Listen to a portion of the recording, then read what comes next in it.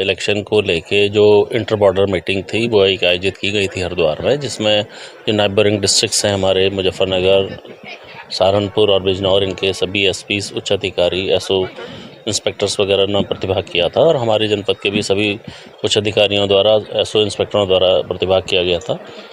इसमें inter border जो हमारे चेक पॉइंट्स हैं उस पर चर्चा की गई, जिसमें हम यूनिफाइड चेकिंग करा सकें।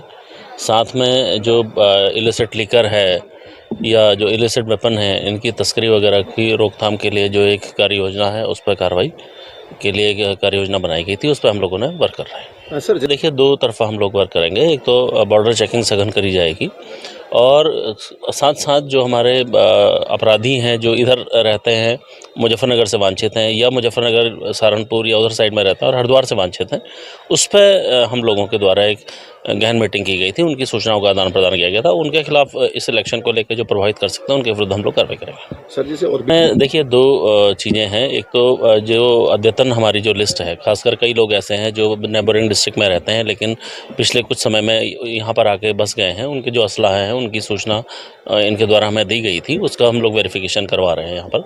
साथ के साथ जो पूर्व में जो अपराधी अपराध में जिन्होंने अपराध कारित किया था उसमें वांछित चल रहे हैं या उन पर सजा याफ्ता है, उनकी सूचना भी इनके द्वारा हमें दी गई है और हमारे द्वारा इनको दी गई है।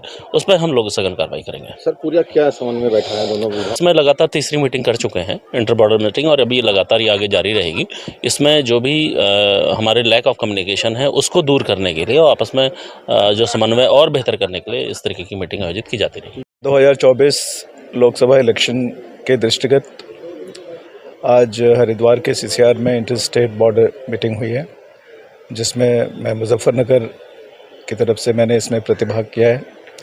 और इस मीटिंग में दोनों जनपदों के मध्य सूचनाओं का आदान प्रदान हुआ है कि किन पॉइंट्स पे हमारे पिकेट्स लगने हैं, कहाँ पे बैरियर लगने हैं, हमारी कौन सी सीमाएं हैं, कौन कौन से गांव लगते हैं और ऐसे कौन से पॉइंट्स हैं जहां से अपराधियों का आवागमन हो सकता है। इन सारे बिंदुओं पर एक दूसरे के साथ सूचनाओं का आदान प्रदान हुआ है और जिससे कि आगामी लोकसभा चुनाव शांतिपूर्ण तरीके से संपादित किए जा सके। सर देखिए,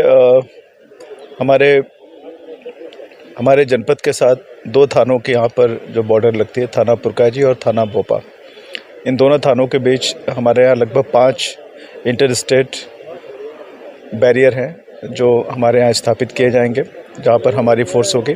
साथ ही यह भी अनुरोध किया गया है कि जनपद हरिद्वार की तरफ से भी उन पॉइंट्स पर एक साथ मिलकर चेकिंग की जाए, जिससे कि एक स्थान पर अधिक से अधिक फोर्स होगा और उसका प्रभाव भी ज़्यादा होगा।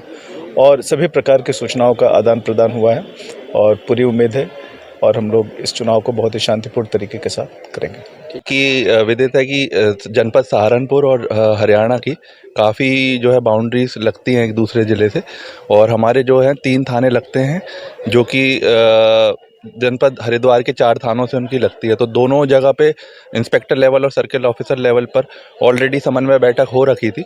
आज जनपद स्तर की यहाँ पर बैठक की गई है, जिसमें कि जितने भी चेक पॉइंट्स हमें बनाने हैं, अवैध मादक पदार्थों की तस्करी जो है, अवैध हथियारों की तस्करी आगामी चुनाव को देखते हुए उस संबंध में समन्वय बनाया गया है। अपराधियों की सूची, वारंटीज जितने भी हैं जो फरार अभियुक्त हैं, उनकी भी सूची जो है आदान प्रदान की गई है।